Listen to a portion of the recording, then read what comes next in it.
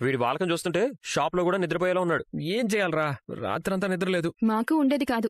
ఒక్కటే దోమలు. ఆ దోమలు మమ్మల్ని కుట్టేవి. ఒకటే ఉక్క పోస్తుంది.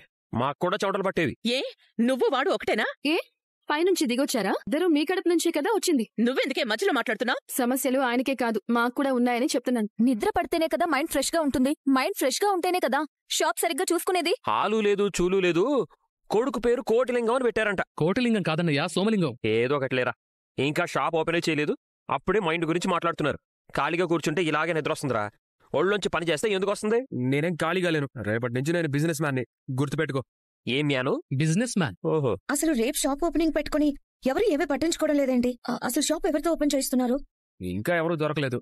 వాళ్ళు మిమ్మల్ని వెతుక్కుంటూ మీ షాప్ ఓపెన్ చేయడానికి ఎప్పుడు పిలుస్తారా అని రారు. మీరే వాళ్ళని వెతుక్కుంటూ వెళ్ళాలి. ఇంట్లో కూర్చొని దొరకడం లేదంటే ఎలా? సరిగ్గా చెప్పాడు అప్పుడమ్మా. నేను సెలబ్రిటీస్ ని ట్రై చేస్తున్నాను. పార్కులో పడుకునే వాళ్ళు, గుడి ముందు అడుకునే వాళ్ళు ఎవరొకరు ఉంటారుగా.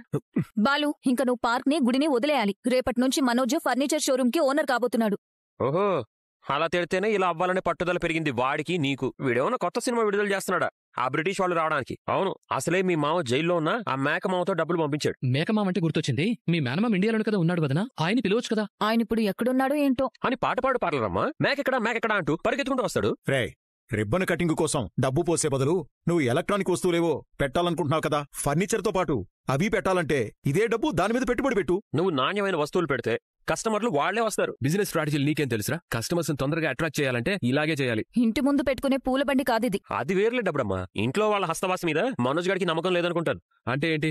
మీ ఆవిడతో రిబ్బన్ కటింగ్ చేయించమంటావా? కాదు, నువ్వు తప్పులు చేసినా పొరపాట్లు చేసినా ఇన్నేళ్లు నిన్ను తలకెత్తుకుందే ఈ అమ్మగారు. ఆవిడ్ని మర్చిపోయావేంట్రా? విశ్వాసం లేని. కరెక్ట్. ఇద్దరికీ పడకపోయినా బాలు నిజమే చెప్పాడు. ఎప్పటికైనా నువ్వు గొప్పవాడివై ఉద్ధరిస్తావని మీ అమ్మ ఎన్నో కలలు కనేది. మీ అమ్మతో ఓపెన్ చేయిస్తే మనస్ఫూర్తిగా దీవిస్తుంది. నీకు మంచి జరుగుతుంది. నువ్వు లక్షల మింగినా దాచింది, పార్కులో పడుకున్నా దాచింది, నిన్ను ఎప్పుడూ వెనకేసుకొచ్చింది. అమ్మని మర్చిపోయావేంట్రా?